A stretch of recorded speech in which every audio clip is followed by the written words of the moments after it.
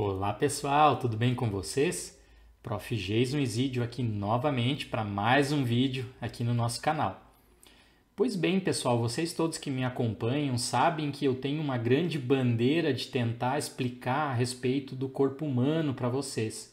Essa bandeira vem no sentido, claro, de fazer vocês se compreenderem melhor, vocês ganharem autonomia, vocês ganharem poder, para vocês poderem decidir as coisas que vocês devem ou não devem fazer com o corpo de vocês. Afinal, como a gente sempre fala, a vida nesse nível aqui, a vida biológica, ela é experimentada com matéria, com biologia. Então, eu acredito que a gente entender o mínimo possível a respeito da nossa própria biologia faz muito bem para a nossa saúde. É como eu sempre brinco com os nossos estudantes. Você pode utilizar um carro, você pode utilizar uma TV e nunca querer dar a mínima para entender como que a imagem chega e se forma na sua televisão, como que o seu carro dá a partida e sai andando por aí e funciona tão bem e é tão tecnológico. Porque se um dia ele tiver um problema, você vai acionar uma mecânica para consertar o teu carro ou mesmo uma mecânica para consertar a sua televisão. Ah, prof, mas se eu ficar doente, se eu tiver algum problema, eu vou acionar também profissionais de saúde, os médicos, os enfermeiros, os nutricionistas para cuidar de mim. Sim, vocês estão completamente certos. A questão é que se o cara lá da mecânica não resolveu o problema do seu carro ou da sua televisão, você simplesmente abandona o carro ou a televisão e compra outro. Tente agora resolver problemas que os médicos, enfermeiros, nutricionistas, psicólogos, enfim, falarem para vocês que não tem mais como resolver. Você não tem a oportunidade de comprar um outro corpo, de abandonar essa vida aqui e começar tudo de novo. Então é importante entender como funciona para que você não use ele de maneira errada. E também para que você tome, de novo vem aqui o empoderamento. Você, não eu devo falar o que você deve fazer. Mas sim, eu devo te empoderar para que você tome as melhores decisões em relação ao seu corpo. E para a gente falar então dessa bandeira toda, né, conectar a introdução com esse videozinho maravilhoso que eu vou mostrar para vocês aqui hoje, eu acredito que uma das maiores dificuldades que afasta as pessoas assim de sobremaneira a tentar entender elas mesmas, entender o funcionamento das suas próprias células, são os nomezinhos dificultosos, difíceis de gravar, de racionalizar e a escala. A gente fala aqui, quando a gente está tentando explicar célula, DNA, proteínas, de escalas muito, muito, muito pequenas. Isso tudo fica muito abstrato na mente das pessoas, elas não conectam muito bem o conhecimento aqui do mundo mais macro, do mundo mais observável, com aquilo que é interno delas próprias. Então, para a gente tentar resolver isso, eu sempre faço analogias que conectam justamente o grande com o pequeno. E esse vídeo aqui hoje do CERN, né, o nosso acelerador de partículas, que eu tive a sorte de poder visitar recentemente, o acelerador de partículas que fica lá na Suíça, em Genebra, pois bem, ele faz isso de uma maneira magistral. Ele conecta aqui, como vocês já estão vendo no início do videozinho, uma mulher, uma pessoa, um corpo humano como o meu ou como o de vocês, e o que ele vai fazer agora é ir marcando no videozinho retângulos. E cada retângulozinho a gente vai dar uma pulada na escala aqui para o mundo pequeno. Então a gente vai sair aqui da parte mais macro, fenotípica, observável, a gente vai viajar para dentro do corpo humano, mais especificamente a viagem hoje vai ser aqui ó, no cabelo, e a gente vai chegar lá nos átomos que compõem aqui algumas partes do nosso fio de cabelo. Então vamos lá, vamos soltar o videozinho e vamos passo a passo aqui, tentando fazer vocês racionalizarem que as coisas estão conectadas, que o mundo micro invisível é parte integral de vocês agora, desse macro, desse corpo aqui biológico. Então soltando o videozinho. Ah, pessoal, aqui eu vou estar com o mouse bem em cima de uma reguinha. Depois vocês assistem lá de novo o videozinho sem eu estar explicando aqui para vocês, porque infelizmente quando eu faço esse modo apresentação aqui, então ele está tapando aqui, ó, tem uma reguinha embaixo que é justamente a reguinha da escala métrica, né, da escala de tamanho das coisas que a gente vai estar observando ali. certo? Eu vou ir falando para vocês, mas vocês não acreditarem, depois é só olhar o vídeo normal. Então, primeiro aqui a gente está mais ou menos no mundo do metro, né? As pessoas, seres humanos, têm aí, algumas pessoas muito altas passam de 2 metros, mas a maioria de nós estamos aí entre 1,50 e 1,99. Vamos lá? Então, ó, um retângulozinho ali, pum! Focamos lá no cabelo da mulher.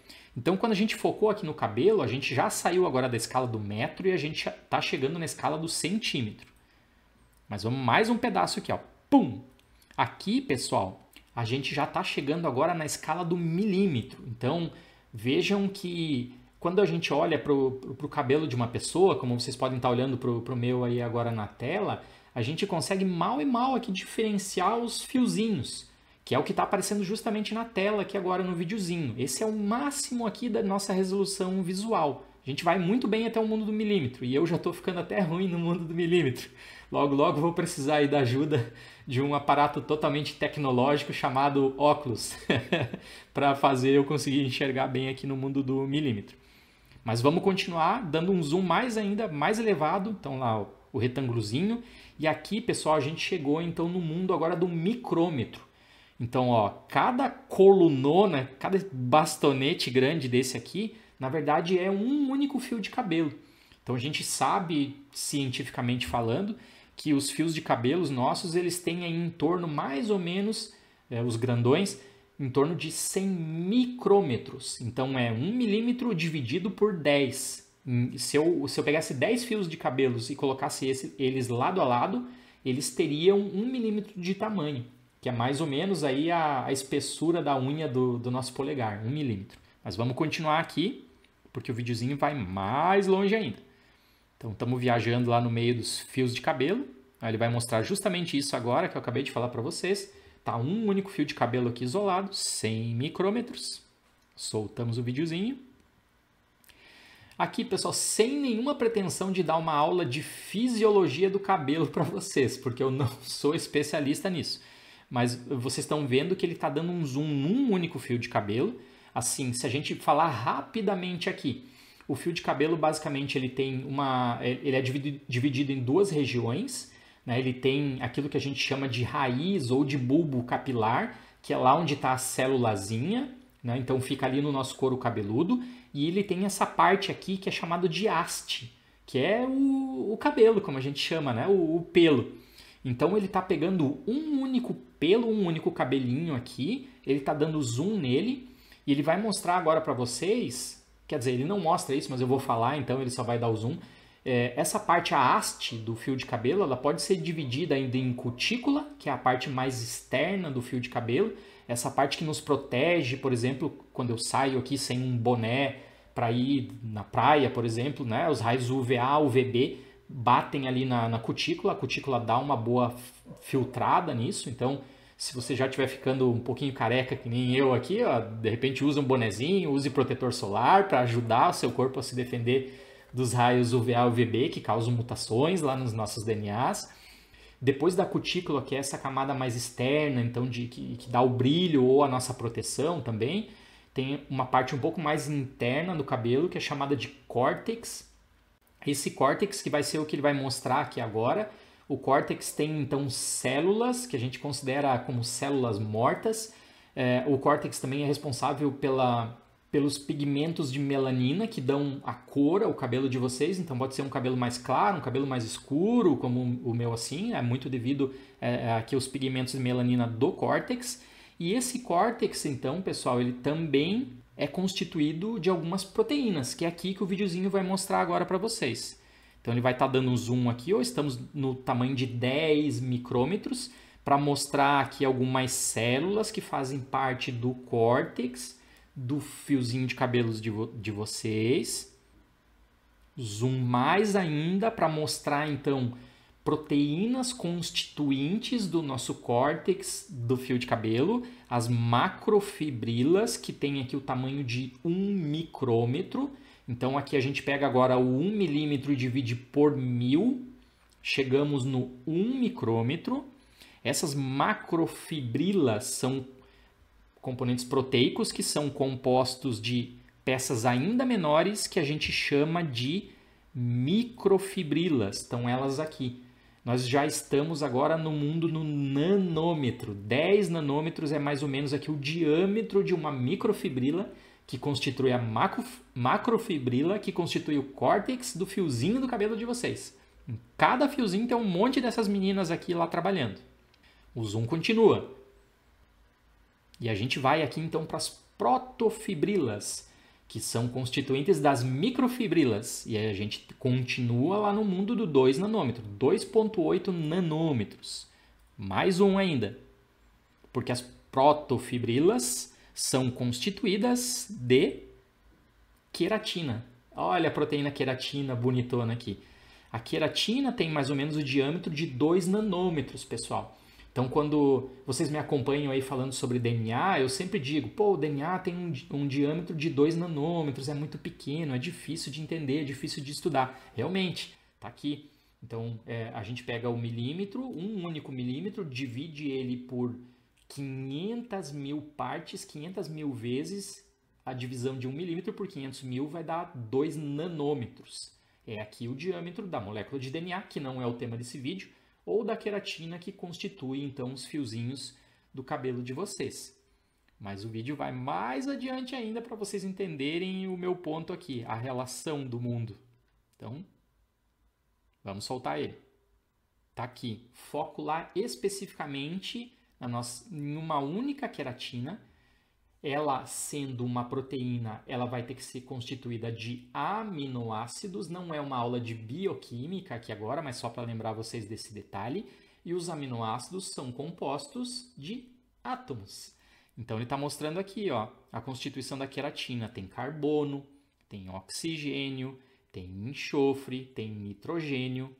E aqui a gente já está quase indo para o mundo do picômetro, que é um mundo 1000 vezes menor que o nanômetro, ou seja, é algo muito menor ainda do que o DNA, que a gente já nem vê direito, ou das proteínas. Vamos lá, soltando o videozinho.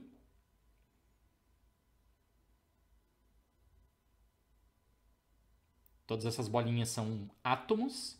Ele está representando aqui para vocês agora especificamente um único átomo de carbono. O que vocês estão vendo, não sou físico, tá, pessoal? Longe disso. Mas o que vocês estão vendo aqui, basicamente, né? Estou passando o mouse ali em cima, são os orbitais, ou seja, são as regiões de máxima probabilidade de onde você poderia encontrar um elétron nesse átomo aqui do carbono.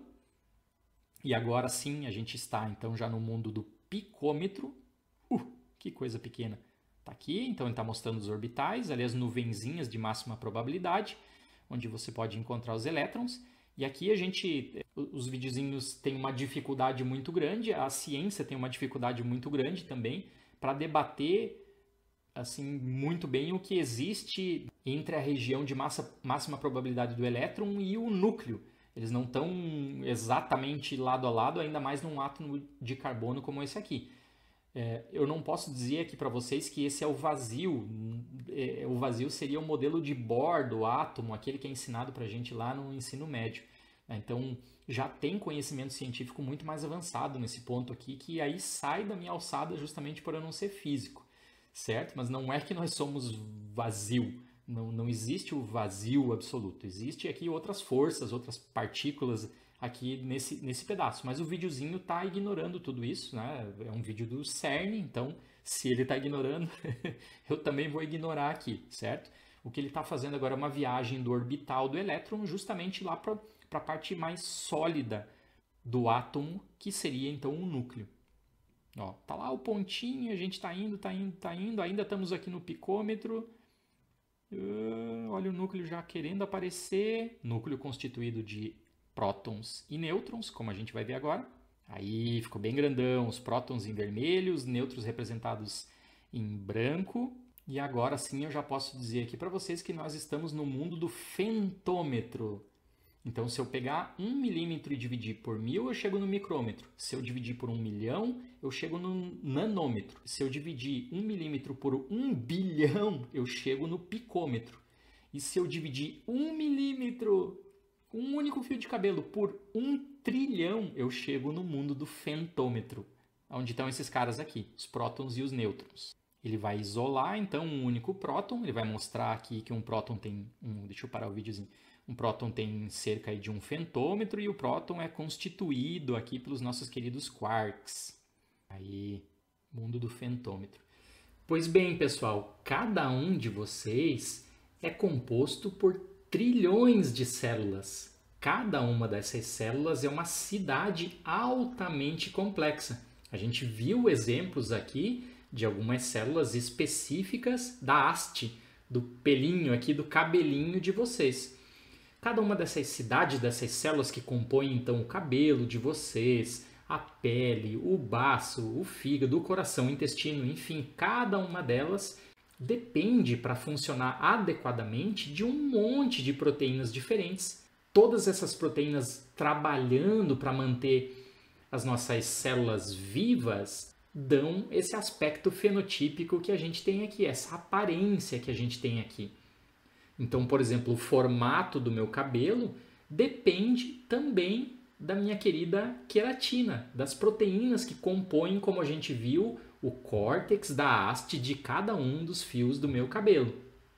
Mas na biologia, a gente acaba parando no mundo do nanômetro, do 1 milhão de vezes menor que o milímetro. E como vocês viram aqui agora no videozinho excelente do CERN, a gente pode continuar ainda mais para baixo, seja subdividindo a queratina nos seus aminoácidos e depois subdividindo os seus aminoácidos em átomos, ou eu poderia dar essa aula aqui para vocês também pegando o DNA, subdividindo o DNA em nucleotídeos, que são as partes formadoras do nosso DNA, depois pegando cada um dos nucleotídeos, separando ele em átomos diferentes, para também seguir a mesma lógica que o videozinho fez aqui e ir lá para o mundo do picômetro e do fentômetro. Ou seja, cada um de vocês é um universo absolutamente complexo de interações atômicas de um número infinito que eu não sei nem falar aqui, que dão a constituição das moléculas de DNA, das moléculas de proteína de cada uma dos trilhões de células de vocês. Então, mais do que vocês assistirem esse vídeo e ficar preocupado em decorar o nome das proteínas, das regiões da haste do cabelo, das escalas, o que é milímetro, o que é micrômetro, o que é fentômetro, essas informações, pessoal, vocês acham rapidamente fazendo uma consulta na internet, nos livros. A ideia aqui é que vocês conectem mentalmente o mundo macro, esse mundo visível, no qual a gente vive diariamente e desempenha as nossas funções, com o mundo micro, com o mundo invisível, com o mundo celular ou mesmo com o mundo subatômico. É tudo a mesma coisa, porém a gente só se dá conta de parte dessa coisa. Se vocês compreenderem essa escala, essa relação do mundo atômico celular com vocês já vão estar na frente aí de um monte de pessoas, seja para desenvolver os seus estudos, para se entender melhor, para aprender algo novo que vocês queiram, enfim, os objetivos infinitos que as pessoas, que vocês podem ter, passa por compreender um pouco da relação de coisa muito pequena com coisa grande como nós. E aqui eu poderia brincar com vocês fazendo de nós para cima, de nós para o planeta, para o sistema solar, para a galáxia, para o universo. A matéria é a mesma, porém, uma aula de neuro separada em algum outro videozinho, o nosso cérebro interpreta ela como se a gente fosse algo separado, como se a gente fosse diferente do resto do universo. O segundo ponto que compreender a escala é importante, e entender isso que eu acabei de falar agora para vocês, as relações do mundo micro com o macro, é que aí vocês vão estar muito mais protegidos contra o determinismo genético.